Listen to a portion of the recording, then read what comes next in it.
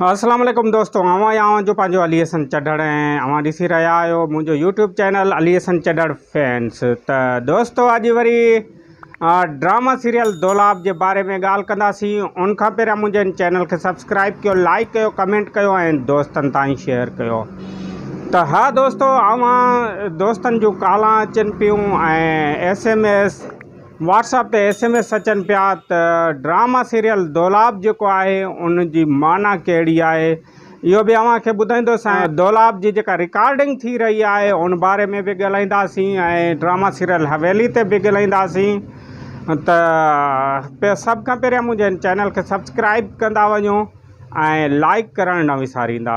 त दोस्तों drama serial दौलाब ही जेको ड्रामो आहे साईं नूर ज़हूर जो लिखियलु आहे। अव्हांखे ख़बर आहे त साईं नूर ज़हूर जो लिखियलु ड्रामो तमामु वॾो मुनफ़रिद हूंदो आहे ऐं उन जी जेका स्टोरी हूंदी आहे उहा तमामु मुनफ़रिद हूंदी आहे। उन ते जेके नाला ॾिना वेंदा आहिनि उहे बि तमामु मुनफ़रिद हूंदा आहिनि। ऐं हीउ जेको ड्रामो आहे दौलाब जो जेको स्टोरी आहे उहा बि तमामु ज़बरदस्त ऐं मुनफ़रिद आहे, पर हुनजो नालो जेको आहे दौलाब उहो मुनफ़रिद आहे। तमामु घणनि माण्हुनि खे जेका आहे इहा ख़बर न आहे। जॾहिं अव्हां लुगत खणी ॾिसंदव त अव्हांखे ख़बर पवंदी त हा भली दौलाब जेको आहे उहो बि नालो आहे ऐं दौलाब असुल छा आहे। दौलाब जी माना जेका आहे मकर, फ़रेब, कूड़, अहिड़े क़िस्म जे जेका कहाणी आहे जंहिंमें हिन माहौल जी अकासी कई वई आहे। हिकु तमामु ज़बरदस्त कहाणी आहे। ज़बरदस्त कहाणी सां गॾु ज़बरदस्त राइटर आहे नूर ज़हूर ऐं उन सां गॾु तमामु ज़बरदस्त हिन जो डायरेक्टर फरज़ंद मलिक खजू। जी नाज़रीन, अव्हां पहिरें बि ॾिठो त जॾहिं ज़हर ज़िंदगी हलियो त तमामु ड्रामनि जा रिकॉर्ड टोड़े छॾियईं, छो त हुनजो जेको राइटर हुयो उहो साईं नूर ज़हूर हुयो ऐं डायरेक्टर फरज़ंद मलिक हुयो ऐं उनजी जेका कास्ट हुई तमामु ज़बरदस्त कास्ट हुई। अव्हां ॾिठो अहमद अली शेख ऐं साईं निसार शाह, उनखां पोइ आज़म मेंगल, अज़ीज़ कंबराणी जे जेके करैक्टर हुया उहो तमामु ज़बरदस्त। उनमें ॿियनि जेके एक्टर आहिनि उन्हनि बि तमामु ज़बरदस्त कमु कयो, जंहिंमें उस्ताद उमेद अली ऐं उनजो त करैक्टर जेको हुयो ओठे जो उहो त तमामु मुनफ़रिद हुयो।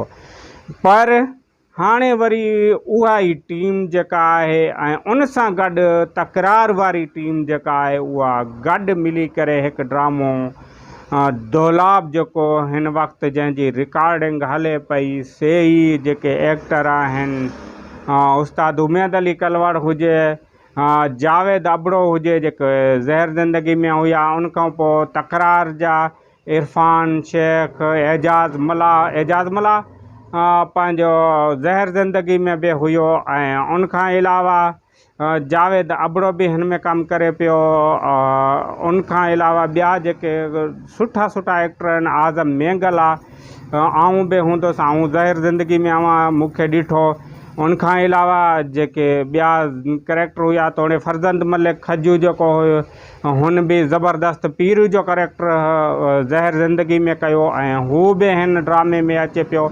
हुनजी हेॾी सारी जेका डायरेक्शन आहे, एॾी सख़्तु गर्मी में बि हू पंहिंजे लगन सां कमु करे पियो।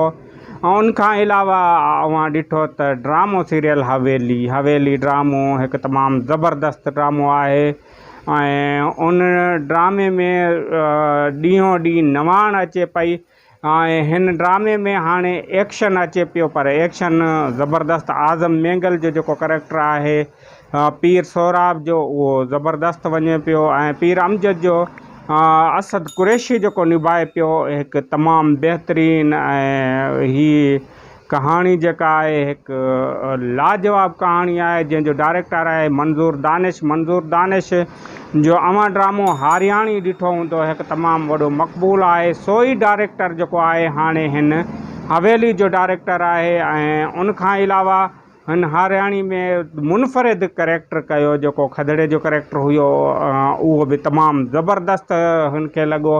अहिड़ी तरह हवेली जेको ड्रामो आहे उहो तमामु ज़बरदस्त हिन वक़्तु हले पियो ऐं उहो तमामु वॾो मक़बूल थी चुको आहे। पर हाणे असां ॻाल्हि कयूं पिया त ड्रामा सीरियल दौलाब जी। जेको दौलाब ड्रामो आहे उहो कॾहिं नशर थींदो उन जे बारे में मां अव्हांखे अॻी वीडियो में ॿुधाईंदुसि। तेसिताईं पंहिंजे अलीअ संचडाड़ खे ॾींदा इजाज़त। वेंदे वेंदे मुंहिंजे हिन चैनल खे सब्सक्राइब कयो, लाइक कयो, कमेंट कयो ऐं दोस्तनि ताईं शेयर कयो ऐं मूंखे ॾियो अॻी वीडियो ताईं इजाज़त। अल्लाह हाफ़िज़।